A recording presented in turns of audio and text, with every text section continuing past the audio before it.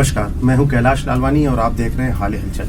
शख्सियत के आज के कार्यक्रम में हम बात करेंगे एक ऐसे युवा नेता से जो कम से कम शहडोल संभाग में तो किसी पहचान का मोहताज नहीं है।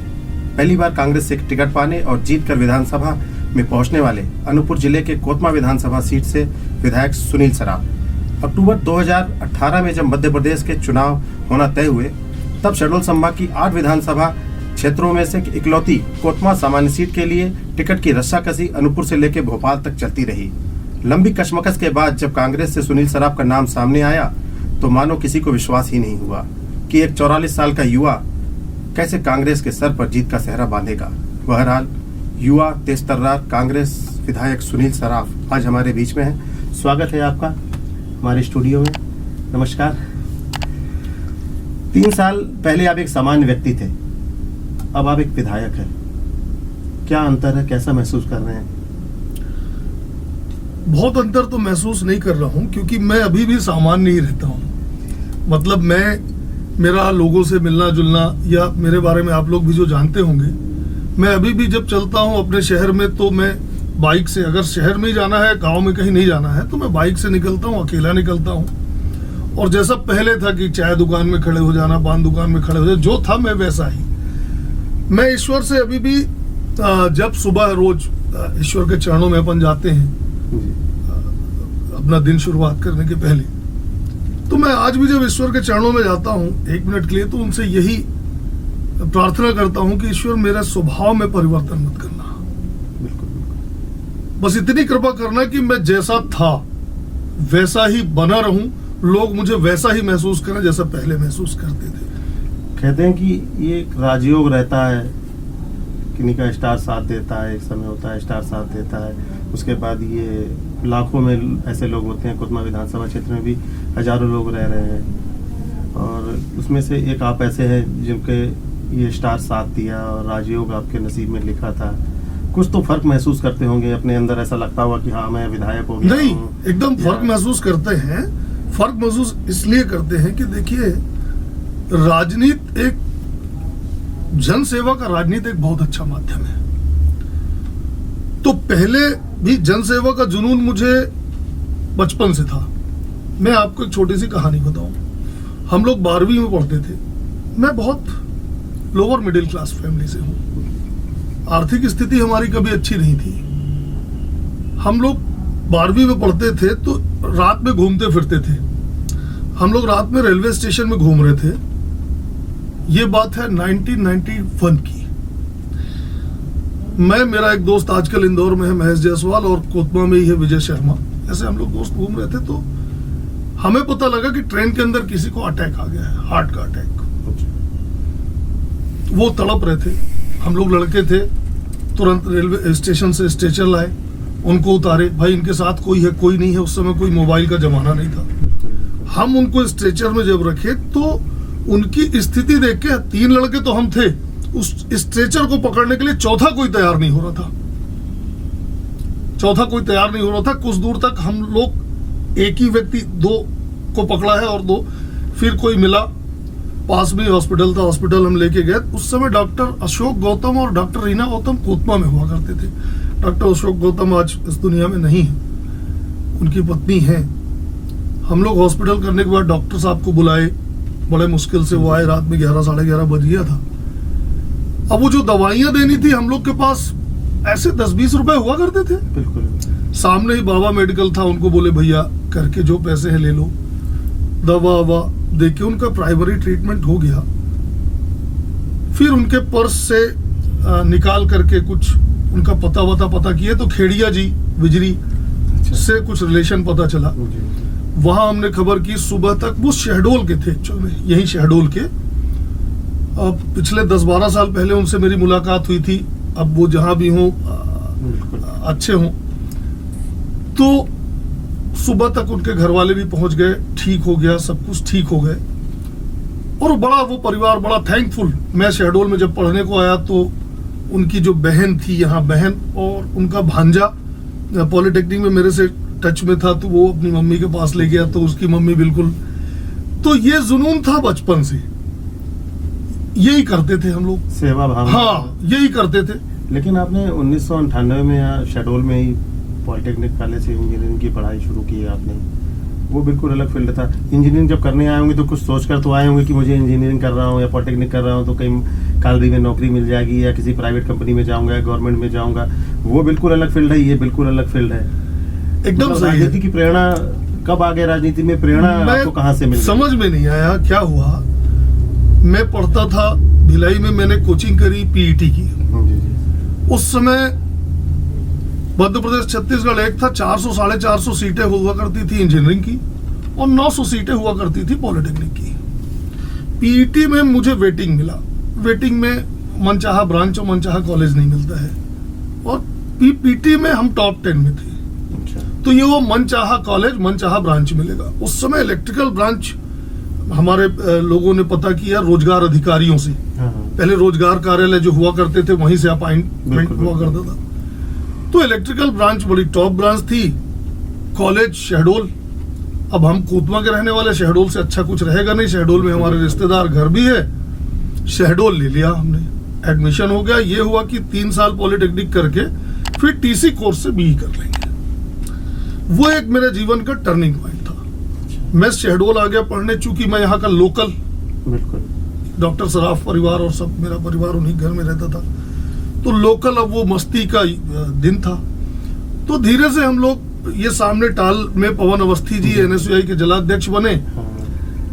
उस समय हो गया, धीरे से राजनीति में आ गया। फिर मैं कार्यवाहक जिलाध्यक्ष बना। तब उमरिया, शहडोल, अनूपपुर एक था। जी, जी। एनएसयूआई का कार्यवाहक जिलाध्यक्ष बना। कांग्रेस की सरकार हुआ करती थी, धूम धड़ाका खूब किया। बिल्कुल बिल्कुल। तो वो दिशा बदलती चली गई, पढ़ाई की ओर से ध्यान हटता चला गया। आए थे इंजीनियर बनने, हाँ। यहाँ से नेता बन के चले गया। आए थे पॉलिटेक्निक करने, हाँ। पॉलिटिक्स लेके चले गए। बिल्कुल बिल्कुल। 98 में पास आउट करके जब मैं गया कोतमा, तो मेरे साथ एक बुरी परिस्थिति ये आई कि 1993 में मेरे फादर कॉलरी में थे। वो रिटायर हो गए। जब वो रिटायर हुए तो उस समय फंड बहुत कम मिला करता था और पेंशन मिलती बहुत न मिलती ही नहीं थी। कॉलरी में पेंशन स्कीम ही नहीं थी। अच्छा अच्छा।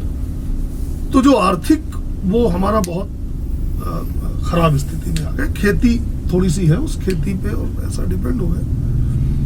98 में मेरी मदर काफी बीमार हुई और फिर वो नहीं रही। पारिवारिक स्थिति, बहनों की शादी हो गई थी, बड़ा भाई अलग रहने लगा था। मेरे बाबूजी काफी टूट गए थे मदर की डेथ के बाद, भाई के अलग होने के बाद। तो अब बाबूजी और मैं दो लोग ही हैं घर पे। तो घर का झाड़ू भी लगाना, पोछा भी लगाना, खाना भी बनाना, बाबूजी को ध्यान रखना और फिर 4 पैसे कमाने का जुगाड़ भी करना कि कैसे चलेगा पेट। तो मुझे कोतमा वापस जाना पड़ा। बाबूजी के लिए कोतमा चला गया। खूब बाबूजी के साथ सेवा किए रहे। फिर मैं दोस्तों की मदद से एक एसटीडी पीसीओ खोला कोतमा में, और फोटोकॉपी की दुकान आजाद चौक में। बहुत संघर्ष भरे दिन थे। बहुत संघर्ष के दिन थे, बहुत संघर्ष के दिन थे। वो भगवान ऐसा दिन ना दिलाए किसी को। बहुत संघर्ष के दिन थे। अब स्थिति ये होती थी कि मैं जब दुकान पे हूँ तो बाबूजी घर पे अकेले। बाबूजी बहुत बुरी तरह अस्वस्थ हो गए। 1-2 बार उन्हें बाहर रायपुर तक ले जाना पड़ा इलाज के लिए। बड़ी खराब स्थिति थी। फिर ईश्वर की कृपा हुई, बाबूजी का ही आशीर्वाद था, उनकी सेवा से मुझे बहुत कुछ मिला। और मुझे लग रहा है कि आज मैं जहाँ जो भी है वो मुझे लग रहा है वो बाबूजी की सेवा का ही मुझे उनका। मेरे बाबूजी बहुत धार्मिक प्रवृत्ति के थे। मेरे बाबूजी सिर्फ सुबह 4 बजे उठते थे, नहाना धोना, भोजन बनाना। और हमारे घर में पहले कभी भी, हम बच्चे थे, जो हमारे यहाँ रसोई बनती थी, आज भी हमारे यहाँ वही सिस्टम है, जो हमारे यहाँ रसोई बनती है वो जब तक ठाकुर जी को भोग नहीं लग जाता तब तक कोई खाएगा नहीं। तो बाबूजी सुबह बना के ठाकुर जी को भोग लगा के खुद खा के ड्यूटी चले जाया करते थे। और स्थिति ये होती थी कि कभी कभी बाबूजी को 2 दिन रुकना पड़ा, ब्रेकडाउन आ गया तो नहीं आ पाए। तो फिर बाबूजी जल भी नहीं लेते थे। जब वो घर आए, पूजा कर लें, ठाकुर जी को भोग लगा लें, तभी कुछ लेते थे। हम लोग वो सब बचपन से देखे थे। जीवन में उनका ड्यूटी से आए, ड्यूटी के बाद खेत, और उसके बाद उनकी अपनी एक मंडली थी। मंडली के साथ बढ़िया अपना बहुत छोटा सा सर्किल था। हाँ, बहुत छोटा सर्किल था। शाम को अपना भजन पूजन, वापस घर, दुनिया से कोई लेना देना नहीं था। तो बहुत ईश्वर के वो करीब थे। ठीक है, वो अपने जीवन में जब तक रहे कोई सुख बहुत नहीं मिला उन्हें, और जब तक सुख का वक्त आया, मैं क्रशर बैंक से लोन वोन लेकर के मैंने एक क्रशर लगाया 2007 में। क्रशर लगाया तो थोड़ा सा फाइनेंशियल स्थिति मेरी ठीक होने लगी, और उसके बाद बाबूजी हार्ट के पेशेंट थे, और एक दिन अचानक वो उन्हें सुबह सुबह अटैक आया, वो दुनिया से चले गए। तब तक मेरी शादी हो चुकी थी, बोला फिर जीवन ऐसा ही चला। के साथ कांग्रेस किसान प्रकोष्ठ की राजनीति करते रहे। हाँ, मैं एक्चुअली किसान प्रकोष्ठ में बाद में आया हूँ। मैं 2009 में ब्लॉक कांग्रेस कमेटी का अध्यक्ष बना, कोतमा, और सबसे कम उम्र का अध्यक्ष था उस समय। फिर परिस्थितियां बदली। 2011 तक मैं 2014 तक मैं ब्लॉक कांग्रेस का अध्यक्ष था। उसके बाद मुझे वो पद छोड़ना पड़ा। फिर मैं किसान कांग्रेस का जिला अध्यक्ष बना, और किसान कांग्रेस के बैनर तले हम लोगों ने खूब संघर्ष किया, किसानों के लिए बहुत संघर्ष किया। 2018 में जब आपको टिकट मिली, उसके पहले राजनीति में तो थे आप, लेकिन राजनीति के साथ कारोबार भी देखना, परिवार भी देखना, एक छोटा सा परिवार, सुखी परिवार, थोड़ी सी राजनीति का शौक वहाँ पूरा हो जा रहा है, थोड़ा कारोबार चल रहा है। लेकिन उसके बाद जो आया 18 में आपको अचानक टिकट मिल गई, और किसी ने भी नहीं सोचा था कि 44 साल का एक युवा जो है, तो किसान प्रकोष्ठ मतलब कांग्रेस की जो मुख्य धारा होती है, कांग्रेस पार्टी, अखिल भारतीय कांग्रेस कमेटी, या फिर उसके बाद यूथ विंग आती है, महिला विंग आती है, किसान भी है, कई शाखाएं हैं कांग्रेस की, लेकिन किसान काफ़ी पीछे उसकी प्रकोष्ठ माना जाता है। तो वो बूम आया आपके लाइफ में, आप विधायक बन गए, कुछ तो डिफरेंट आया होगा उन दोनों में, पहले और बाद में? बहुत ज्यादा तो नहीं, ठीक है, उस समय कांग्रेस की सरकार पहले बनी। था कि बाद में था आपके लाइफ में? मेरी लाइफ में सुकून कभी नहीं था कैलाश भाई, कभी नहीं था। लेकिन अभी मैं अभी भी 12 घंटा 14 घंटा मैं फील्ड में रहता हूँ, लोगों की सेवा करता हूँ। पर अब खुशी मुझे इसलिए होती है कि जब मैं दिन भर में 2-3-4 लोग ऐसे लोगों की मदद कर पाता हूँ ईश्वर की कृपा से, कि वो रो के चले जाते हैं, खुशी के आंसू बहा के मेरे पास से चले जाते हैं, अच्छा आशीर्वाद दे के जब जाते सुकून हैं, मिलता होगा। हाँ, बड़ी खुशी मिलती है। और मैं ईश्वर से यही प्रार्थना करता हूँ कि भगवान मुझे दिन में 2-3 ऐसे दे दो, बस मुझे सब मिल गया, कुछ नहीं, कोई और विषय नहीं है। आर्थिक रूप से मैं पहले भी कमजोर था, आज भी आर्थिक रूप से कमजोर हूँ। मैं कभी किसी से किसी तरह का कोई, आप कहीं भी पता कर लेंगे, कोई अधिकारी ये नहीं कहेगा कि मैंने कभी किसी कार्यक्रम के लिए उससे चंदा लिया। कभी जब विधायक नहीं था तब भी, विधायक हूँ तब भी, किसी तरह का कोई कमीशन कभी नहीं।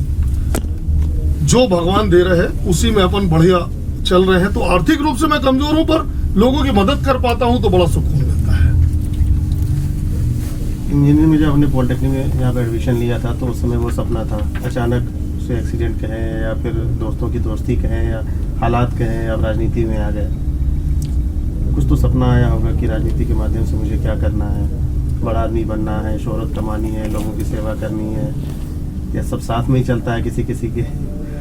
मैं आपको बता दूं कि मैं जब क्रशर चलाता था तब भी, चूंकि राजनीति में बहुत समय देता था, परिवार को भी समय, परिवार को तो बहुत समय में कभी नहीं दे पाया, संघर्ष बहुत था, तब भी मैं बिजनेस उतना ही करता था जितने में मेरा काम चल जाए, बैंक की किस्त थोड़ा टाइम वाइम से पहुंच जाए, मेरे खर्चे चल जाए। और मैं आपको सही बता रहा हूँ, बहुत बड़ा पैसे वाला बनना मेरे सपनों में कभी नहीं था, आज भी नहीं है। मैं जब कभी सपने देखता हूँ तो मेरे पास बहुत बड़ा बंगला होगा, गाड़ी होगी, बहुत बड़ा पैसे वाला होगा, ये मैं देखता ही नहीं हूँ, सोचता ही नहीं हूँ कभी, वो मेरे हाथ में नहीं है, या मैं सोचता नहीं। आप किसान कांग्रेस की राजनीति करते थे, और उसके पहले भी युवक कांग्रेस में थे, सिपाही में थे, ब्लॉक अध्यक्ष थे अनूपपुर में। उस समय लगभग यही माना जाता था कि अनूपपुर की कांग्रेस मतलब बिसाहू लाल। पहले दलवीर सिंह जी थे, उनके बाद नंदिनी जी आई, उन्होंने कोतमा से विधानसभा भी चुनाव लड़ा, आप विधायक भी बनी, आपके करीब भी रही होंगी। लेकिन ओवरऑल जब वो विधायक का चुनाव आ रही दलपत सिंह वहाँ से सांसद बने यहाँ के, तो ओवरऑल ये माना जाता रहा कि बिसाहू कांग्रेस और ये सब, और कहीं ना कहीं भली उस गुट में रहें या नहीं रहें, लेकिन बिसाहू के साथ तो रहे। और क्या आपके रिश्ते, और बाद में जब आप विधायक बन गए तो दोनों के बीच में ऐसी तनातनी हुई जो अनूपपुर से लेके भोपाल तक नजर आई? नहीं, अभी कैसे रिश्ते हैं आप दोनों के बीच में? नहीं, अभी तो रिश्ते बहुत औपचारिक हैं कि सामने मिल गए तो नमस्ते कर लिए। और मेरा रिश्ता उनसे कभी नहीं था। ये जब वो मंत्री थे पिछले 93 से 2003 तक, जब वो उस बीच मंत्री थे तब मेरे खिलाफ मुकदमा उन्होंने लगवाया था। उनका चौकीदार मेरे ऊपर मुकदमा लगाया था, एक मामला हुआ था। तो थोड़ा सा मैं क्रांतिकारी टाइप का था अच्छा, पहले भी, तो जो गलत होता था उसका मैं मुखर विरोध करता था, तो नहीं पड़ती। हाँ, दलवीर सिंह जी का मुझे भरपूर आशीर्वाद मिला, राजेश नंदी जी का बहुत भरपूर आशीर्वाद मिला, क्योंकि ये लोग बहुत शोवर लीडर थे, बहुत वैसी राजनीति करते थे। अभी 2015 के बाद मेरे किसान कांग्रेस जिला अध्यक्ष बनने के बाद एक राजनीतिक ध्रुवीकरण हुआ हमारे जिले में, जो अमूमन होता है कि हमारे यहाँ से कांग्रेस का ही विधायक बना। फिर मुझे बड़ा संघर्ष करना पड़ता था कि भाजपा से तो मैं लड़ ही रहा हूँ, जो भी धरना आंदोलन प्रदर्शन जो भी कर रहा हूँ तो भाजपा की सरकार थी, भाजपा की किरकिरी तो हूँ ही। मुझे अपने पार्टी के लोगों से भी लड़ना पड़ता था, क्योंकि जब मेरा विषय आता था तो मेरी पार्टी और भाजपा एक साथ खड़ी हो जाती थी। तो संघर्ष बड़ा था।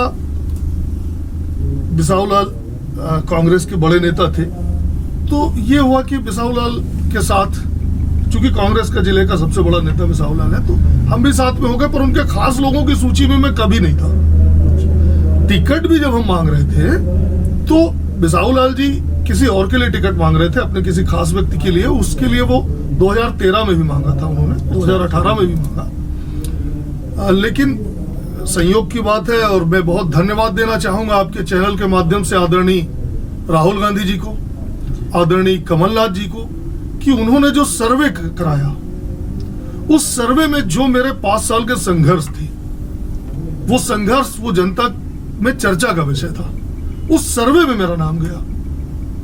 सर्वे में आपका नाम तो गया, हाँ, लेकिन जब आपका नाम आया और जो जीत के कारण पीछे बताए गए, हाँ, अभी तो आप कुछ भी बता दें या कुछ भी बात आ जाए, हाँ, उस समय ये बताया गया कि उस समय भाजपा के नेता थे राजेश सोनी, हाँ, अब इस दुनिया में नहीं है, स्वर्गीय राजेश सोनी जी थे, और वो भी यहाँ से कुतमा से विधानसभा की टिकट चाहते थे। तो चूंकि टिकट दिलीप जायसवाल जी को मिल गई, तो उन्होंने अपनी राजनीतिक खुन्नस मिटाने के लिए आपकी भरपूर मदद की, पर्दे के पीछे रह के पार्टी से बगावत की। वही स्थिति बिजरी में वेंकट केडिया जी का नाम आया। कहते हैं कि राजनीति में आपके गॉडफादर टाइप के उन्होंने काम किया।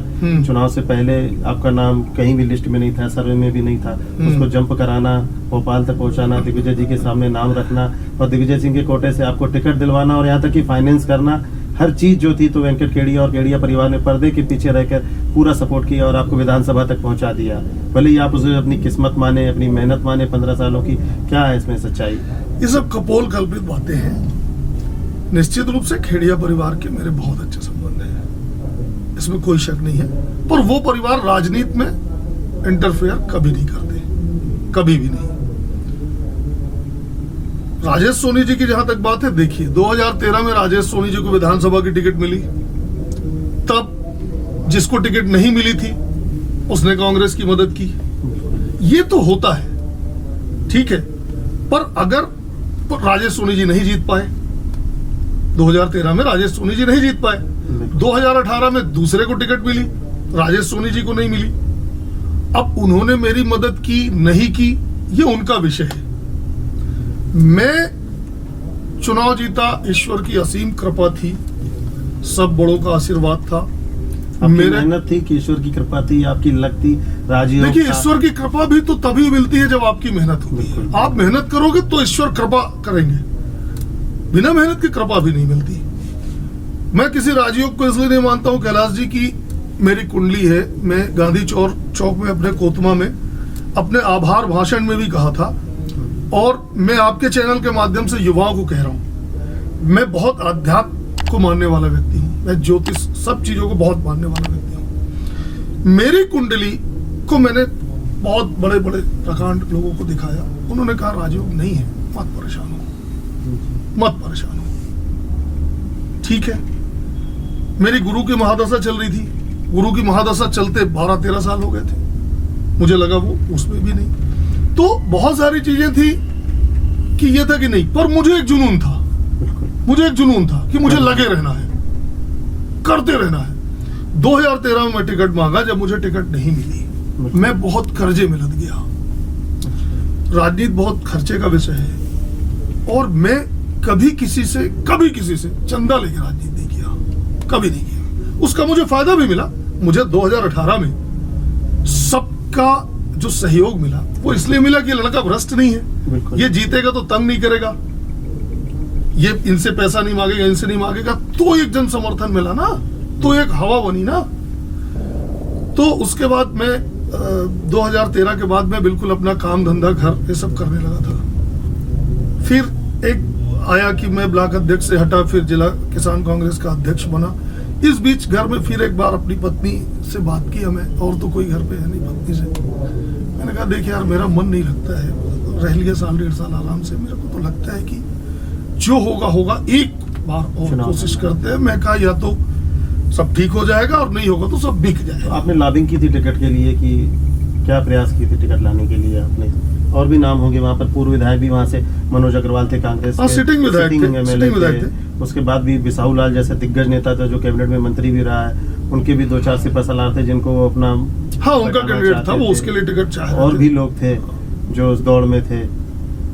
कहाँ से ये रास्ता कहाँ से बन गया? क्या वो वेंकट केडिया वाला ही रास्ता था या फिर आपकी मेहनत जो 2013 से चल रही थी? फिर बता दूं, खेड़िया परिवार राजनीति में बिल्कुल नहीं रहते, ना कांग्रेस के ना भाजपा के। उनके संबंध सबसे अच्छे हैं। मेरे से भी संबंध राधे श्याम भैया थे, मतलब आज से 25 साल जब हम लोग बच्चे तब से संबंध है, पारिवारिक संबंध है, बहुत अच्छे संबंध है। पर राजनीति में कभी वो सामने नहीं आते, नहीं रहते। दूसरी एक चीज आपको बता दूं कि जो व्यक्ति राजनीति में नहीं रहता, दिग्विजय सिंह जैसे अनुभवी, जी, वो किसी के कहने से टिकट दे देंगे। अरे सरकार बनानी है भाई, सरकार बनानी है। अगर किसी के कहने से टिकट दे देंगे तो सरकार कैसे बनेगी? कहते हैं कि टिकट के साथ उन्होंने जीत की जिम्मेदारी भी ली थी कि मैं।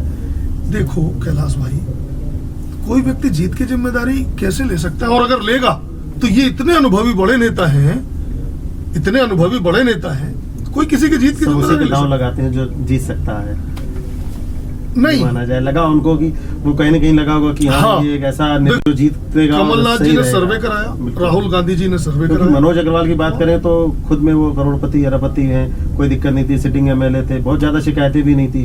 फिर उनको हटाया गया और नया नाम ऐसा लाया गया जिनके पास कुछ व्यवस्था भी नहीं है। कांग्रेस पार्टी को सीट निकालना था, सीट चाहिए थी। जब सर्वे में आया कि कौन जीत सकता है तो कांग्रेस पार्टी को सीट चाहिए थी और बहुत सारे नए लड़कों को इस बार टिकट दिया कांग्रेस ने। और हम लोग बहुत सारे यंग लड़के, राहुल गांधी जी के नेतृत्व में यंग लोगों को मौका दिया गया और यंग लोग बहुत सारे यंग जीत के आए। और मेहनत, मैं तो जिस दिन से जीता हूं, मैं कभी इस बात का इंतजार नहीं किया कि 5 साल बाद फिर चुनाव है। मैं तो उसके दूसरे दिन से जैसा 24 घंटे करता था, दौड़ता था, 365 दिन अभी भी दौड़ता हूँ। मैं दिल्ली भोपाल, मुझे अभी गए पिछले सत्र में गया था, तब से अभी तक गया नहीं। मैं क्षेत्र छोड़ के दिल्ली भोपाल ही। वर्तमान परिवेश की बात करें तो अनूपपुर में अब कांग्रेस के हिसाब से देखा जाए तो फंदे लाल जी और अब 2 ही बड़े नेता हैं बिसाहू लाल जी के भारतीय जनता पार्टी में जाने के बाद। वर्तमान में अनूपपुर में जो राजनीति चल रही है, अनूपपुर से सिटिंग एमएलए पहले थे रामलाल रौतेल, इस समय उपवास पर बैठे हैं। उनकी एक मांग है कि ओवरब्रिज बनाया जाए। हालांकि ये मांग तो बहुत पुरानी है और कई बार संजय पाठक जी जो यहाँ पर प्रभारी मंत्री थे, उन्होंने भी इसका उद्घाटन किया था, बिसाहू लाल जी ने भी उद्घाटन किया है। और आप किस नजरिए से उसको देखते हैं, उनके उपवास को? ये जनता को बेवकूफ बनाने के लिए भाजपा जो है, भारतीय जनता पार्टी के नेता नौटंकी करने में बड़े माहिर होते हैं। ये भारतीय जनता पार्टी वाले जनता को बेवकूफ बना रहे हैं। 4 बार उसका शिलान्यास हो चुका, वहां लोकल का मंत्री है, कैबिनेट का मंत्री है, उसके बाद भाजपा के एक पूर्व विधायक को अनशन में बैठने की जरूरत पड़े। शर्म आना चाहिए। क्या देख रहा है भाजपा का नेतृत्व, प्रदेश नेतृत्व तो क्या देख रहा है, क्या कर रहे हैं मुख्यमंत्री? ये सिर्फ जनता को बना नहीं पा रहे हैं ये ओवरब्रिज, ये जनता को बेवकूफ बनाने के लिए कि भाजपा के प्रति वो भाजपा का ही लीडर है ना, बिल्कुल। भाजपा के प्रति एक वो बना रहा है कि नहीं रामलाल तो बैठा है, बिसाहूलाल रोक रहा है। एक नौटंकी कर रहा है, जनता सब समझ रही है, कहीं कुछ नहीं है। आप सरकार में हो भाई, आप सीधे काम शुरू करो। नौटंकी क्या कर रहे हो? अनशन, मेरी सरकार हो, मैं किसी चीज के लिए अनशन में बैठूं तो नौटंकी है। मैं यूएन में इंडिया की आवाज बनूंगी। आई एम अ माउंट लिटरन। मैं पहुंचाऊंगा मिर्जापुर के कार्टेज दुनिया भर में। I am a Mount Litera. मैं बनाऊंगी इंडिया में Google. I am a Mount Litera. Mount Litera Zee school, जहां बच्चे बने जो वो बनना चाहे। Interactive learning, community connect, digital citizenship और जी लर्न का भरोसा। अवॉर्डेड इंडिया की number 1 school chain of the year.